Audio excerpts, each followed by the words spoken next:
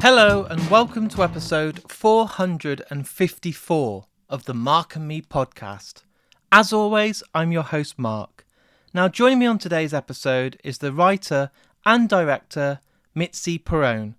We get to talk all about her career to date, but most importantly, her brand new film, which is available right now on streaming platforms, is the brilliant Clare. This interview will be coming up in just a couple of minutes' time because, as always, I always use the intro to talk about my previous episodes, and my God, it was a huge one. On my last episode, I had the live recording from 2000 Trees with Coed in Cambria. It featured an interview, a Q&A, a prize giveaway, but also acoustic songs played live on the unbelievable and very intimate Forest stage. I want to say now a huge thanks to everyone that listened, all the amazing feedback, and it really does mean the world. But today it's all about Mitzi Peirone, and this interview is phenomenal. We hit it off straight away. I absolutely adore it, so let's get to it. Here's me and Mitzi Peirone. So Mitzi, welcome to the Mark and Me podcast.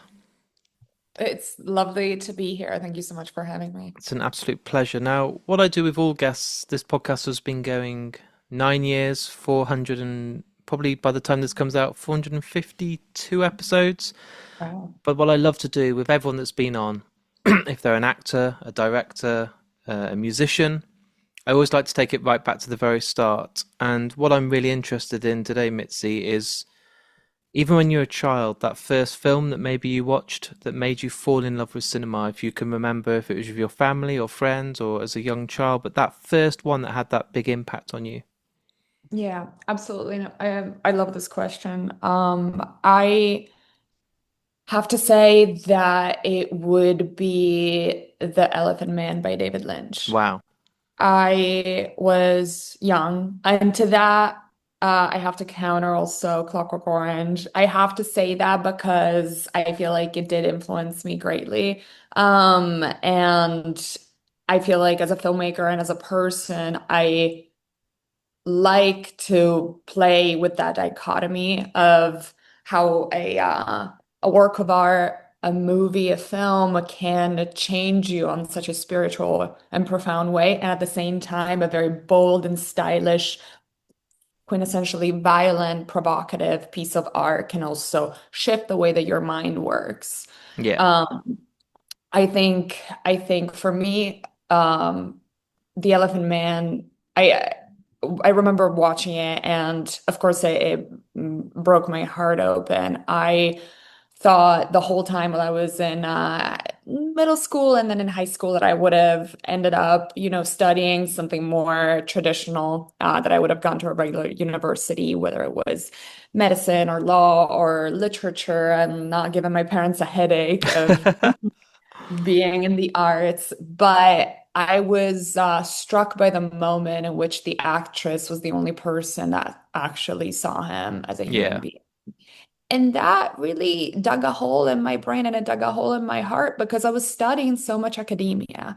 In high school in Italy specifically, I went to a very strict, intense, I'm so thankful for the experience, high school for humanities. I was studying translating from ancient Greek tragedies like the Medea. I was studying Latin for 7 years, art history, philosophy, world literature, all of that bled into my work, and I'm extremely thankful for the experience. But I did feel like I was just studying other people's manifestos and not creating one of my own. And to quote, I guess, J.D. Salinger in Catcher in the Rye. I Yeah. feel phony. And Incredible answer. Like, what's scary is I've interviewed people, even like Anthony Hopkins, Mads Mikkelsen, all these huge names, and they normally talk about a childhood film. So they're talking about real early roots. So they'll say stuff to me like, oh, when I was 8, I watched Mary Poppins and stuff. But to go in and talk to me today about stuff like David Lynch, I'm like, he is such a unique master of his craft, and to have such an impact on you at such a young age, those foundations are so big, are so Mhm, twisted and dark, and there's so much to build upon. Like, the path ahead for you mhm, is going to be so varied because I hate that I have to talk about him in this context, but there's no one that's ever going to be like David Lynch was. And I hate saying was because I can't believe he's gone, but No, I am pretending he's alive. yeah, Might as well. It's like I think that the one thing, I'm sorry to interrupt you. no, The one it's David Lynch, thing it's that fine. can, that can console artists and filmmakers burning the midnight oil and basically putting their lives on hold somewhat to just like focus on the one craft. At least like that's how I'm feeling right now. I feel like I've neglected pretty much everything Yep. besides filmmaking. At least you get to live forever in a Yeah. way. Legacy. Like your dreams live forever. No, it's So true. We're still watching close my Hitchcock films parentheses of now. David Yeah, we're Lynch. watching Hitchcock films like they were made today, and we celebrate Mhm. them like they're brand new films and they never have a sell by date. And you kind of took the words out of my mouth because you're talking about your family, and I always think anyone that wants to be a filmmaker or anyone that wants to get into being an actor or even in the music side wants to be in a band, there's such a struggle from an early age because you need to tell your parents, like, this is what I want to do, but it's not Yes. the norm. Like, all your friends' kids are going to be going and getting degrees in business. They're going to go and be accountants. They're going to go and work in an office. But I want to break the fucking mold. I want to be creative and I just want to make stuff. And they're like, can you please get a real job? Like, this is too risky. And I wondered, did Right. you have that battle already at an early age, or were your parents like, look, we trust you, go out and fly, and we'll support you? So my parents weren't expecting it because I was such a good kid in school. I had Yeah, really good grades. My mom, frankly, my parents made me into I giggle when I say the artist that I am. I am an artist. I just like you know when you have to confront yourself with your own yeah, like, of okay, this course. is where my life is, and it sounds funny when I say it, but I guess this is what I am. So they, in a way, they made me because they were the ones to show me films from a very young age without censorship. They were the ones who took me to museums at an extremely young age. And especially in Italy, my mom, like, took me to the Uffizi in Florence, which is the big museum in Florence, Yeah, with all kinds of Gothic, Renaissance, Baroque, violent, gruesome, cinematic, over the top ethereal, transfixing art. And that etched images into my brain, and it taught me visual storytelling in a way that is has become intrinsic and inherent to my style. But again, they weren't expecting it. no, I actually had moved to London for 3 months when I was 17 because I wanted to study art and I wanted to study at the Central St. Martin. And I also wanted to study theater, but I didn't know what to do, where to go. I just felt London made sense. Let's let's see try. what Yeah, happens. And I was born and raised in Turin, Italy, which is a city, but it has, at least when I was a kid, it had a very small town mentality. Now it's a yeah, little different, but suddenly I felt like a person on the international stage. I felt like an international creature around many different cultural backgrounds and influences, and I loved it. I loved being a part of the larger world stage. And so I think that they were hoping that that was going to be my little moment of getting away from yeah. Italy and scratching the itch of not living and dying there, basically. And instead I came back and I told them I wanted to move to New York City next. And so my mom dramatically told me, I gave you a heart and you took it away from me. Wow. Yes. Cheers, mum. Yeah, Yeah. They surrendered. They said there was nothing we could do. But yeah, to just put it simply, that's what my mom felt. My dad, I think, in retrospect now, he says, "Oh, you were like a caged tiger. We had to let you go." So so I do think, yeah. So I Mhm. suppose with the obviously we're limited for time today. I think I could talk to you for hours. I just got that feeling and vibe straight away. But with the career you've had to date and the releases you've had, and we can talk about St. Clair shortly, but with the films you've had, has it been enough to then cement to your parents that it was the right choice to let that tiger out the cage, to let you go off and be the filmmaker you wanted to be, and a Yeah. screenwriter, and the awards you've won and stuff? Have you done enough to now show that it was all for the right reasons? Yeah, absolutely. I got a break in 2017 or 18, 17 when I made Braid, and Yeah, 2018 when I went to Tribeca. And they were there. They saw me being celebrated, red carpet and what have yous. And so I think that was the closest to just seeing something that they were familiar with that represented some type of achievement in a very elusive industry. I think about it all the time, that specifically screenwriting.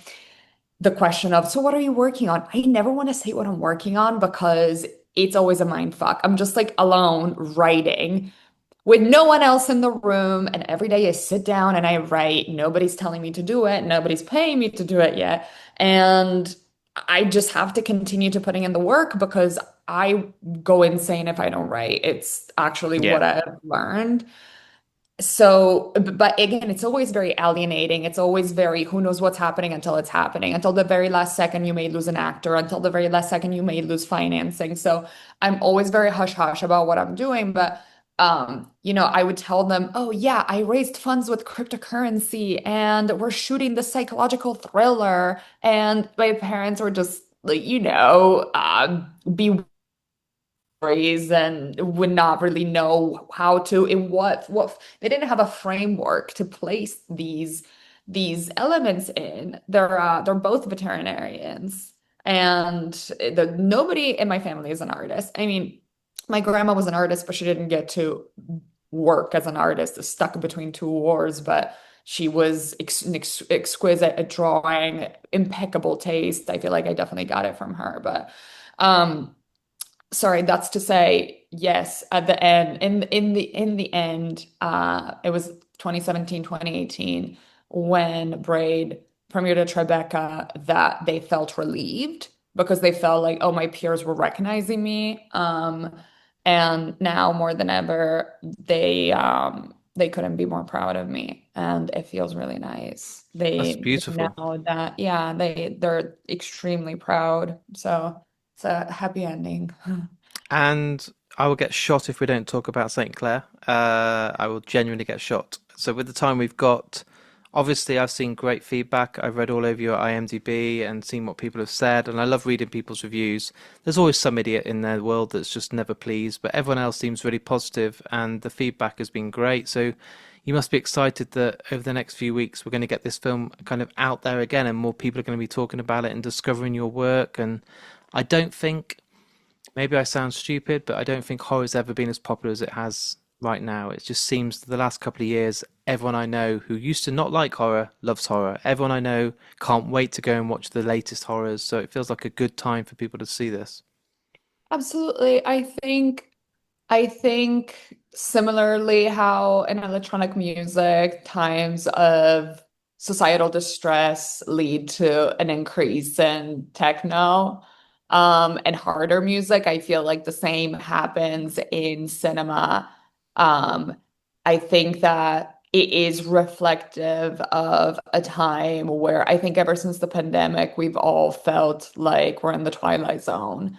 And going to a a dark room, kind of a Plato's cave, to temporarily be relieved from outside societal and political and economic distress, to suddenly be in a place where your sole focus is to feel something in a profound way with other people. I think it's extremely cathartic.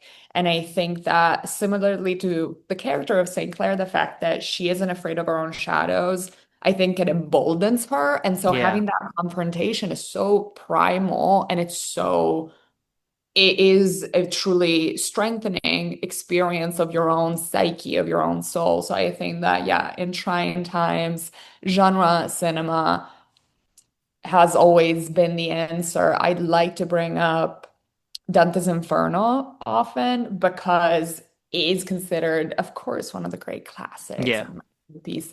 But if it were to come out now as a motion picture, it would be considered genre. It's horror, it's it's true. sci-fi, Yeah, supernatural.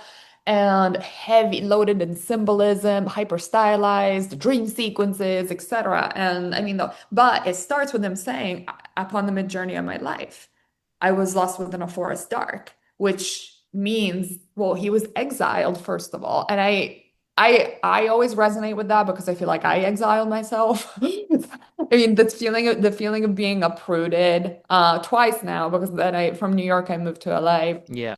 Um, but regardless, symbolically, this feeling of like not belonging where you find yourself, and feeling lost within a Yeah. forest park, I feel like the answer always ends up being this elevated, bold, stylish, lyrical, violent place that makes a genre of cinema and horror so special. I suppose we haven't got long left. Like I said, I feel like we've just scratched the surface. I'm like, oh, I want to talk for hours, but I won't ask you the question about what you've got coming out because you just said that you hate that and you don't want to because you're writing all the time and you're making yourself write and you have to write.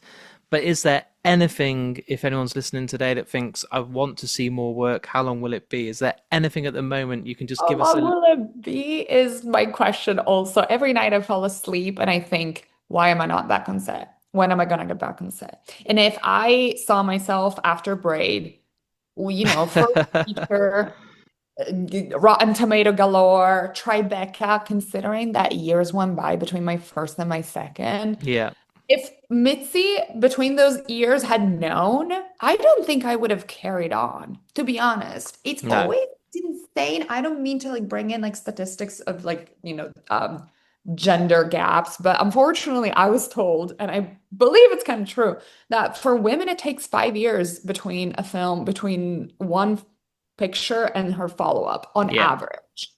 For guys, a little easier, 2 years. And I want to be like the guys.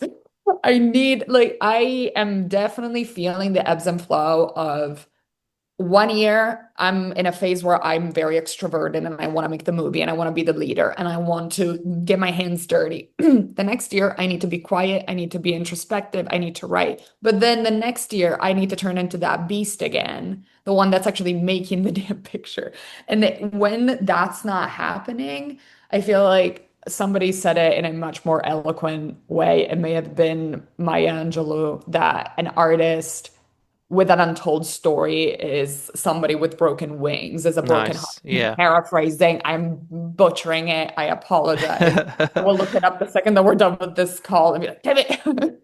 But I do believe that artists with an untold stories and with untold stories inside of them Yeah, are like madman in this world, like loose, that's loose fair. in the streets and insane. And so I think part of the battle for any filmmaker, any artist is to, yeah, stay employed and stay working. Because not even because of course you need money to live. Otherwise you will literally lose your mind. I feel like I lose my mind if I'm not working, if I'm not making Yeah. motion pictures, whether Well, it be developing, writing. if it's the distance between Braid and St. Clair, we're not expecting a film till 2030, so we No, can't wait that long. no, no, no, no, no. The pandemic. Of I course, I'm I get joking. I'm joking. -2 Yeah. because pandemic Yeah. year one, I was actually exiled back to my country because I didn't have a green card. And Jesus. Yeah.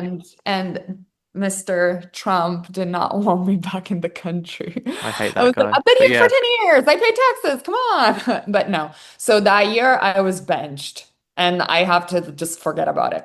The in year two, 2021, I Yeah. also thing was happening. So then St. Clair literally came to me like an angel of vengeance. You shall work again at the end of 2021. And then 2022, we shot it. Then the strikes happened. The film was edited twice. And then it went to festivals last year. Woo! And now here we are in theaters or just being released in the US and in the UK and other places. So it's We can celebrate now. a journey. Yeah. My final question, because I know time's almost up. What I do on this podcast, I've asked this to every single person that's been on. As the episode is edited and ready for the world to listen to, a piece of music is played at the very end of the podcast. Now, every episode is different because the guest on the spot today gets to choose the piece of music that's played. So I'm putting you on the spot right now, Mitzi. I'm asking you for a song that means a lot to you, that came to your heart when I asked. It can be any song. It could be from a film. It could be something you grew up to. It could be something you fell in love with. It can be a song that means a lot. But when I ask you the question, there will be one eventually that comes to your heart and soul before any other. I'm Uh, cruel. I'm very cruel. I'm not going to be like, you can email me in a couple of weeks. Like, I need to no, know no, no, no, no. I what need it to is. nail this. I mean, you're editing this, so I have like 10 Hey, seconds. I can make it sound You're like gonna you're. have to edit the I'll edit the and audio. Someone's once had about 4 minutes and they got their Spotify out and they got their phone out and they're looking at every song they've ever bought. And I'm like, stop it. I can't edit too much, but I can at least snap it so you're like, well, Mark, my choice today is. Disarm You by Smashing Pumpkins. I might have just fallen in love with you. One of my favorite bands of all time. 1979 is my favorite song in the history of music. I actually thought about it instantly, but I was like Smashing Pumpkins. I'm like, what's the song, Mitzi? Come on, words. What's Yeah, the damn song? It was on the tip of my tongue, and I was like, I just like need him to stop talking for a second, and it will come to me, and it yeah. did. Billy Corgan is an Um, absolute genius, and 1979 is truly one of the greatest songs ever written. Thank you. I hope our paths cross Thank you again, so much. This was so lovely. and come back for more. When it's time's right. Absolutely. Let's not leave it so long, and then good luck with the rest of the press. So there it is. There's my interview with me and Mitzi. What an amazing person. Incredible, incredible director. Has an amazing future ahead of her. And I truly believe we could have talked for hours. So I'm going to do my best to get Mitzi back on the Mark and Me podcast as soon as possible. I hope you've all enjoyed the interview as much as me, and if you have, please just take the time to share these episodes. It really does mean a lot. On Facebook, Twitter, Instagram, TikTok, whatever social channels you use, if you can post it or repost it or share it or put it as part of your stories, it really does go a long way. This podcast will always remain free. I will never ask for money for it, but I do appreciate any likes, shares, or anything you can do to help promote it. Also, if you want to support me on Patreon, if you go on markandme.com, there is a link. You click on the button, you sign up, and you get exclusive episodes, a welcome pack which includes stickers and a badge, a monthly newsletter, and so much more. And I'm going to be introducing some exclusive prize giveaways each and every month with prizes from Vice Press starting this month, so stay tuned for that. Mentioning Vice Press as well, we do have a great partnership, so I want to say a massive thanks to those guys. And if you're in the market for an exclusive, beautiful print from some of the best artists in the world, go on vicepress.com, add anything to your basket, and add the discount code MarkandMe10 for 10% off any order, which is absolutely mind-blowing. And secondly, Richer Sounds, the main sponsor of Mark and Me.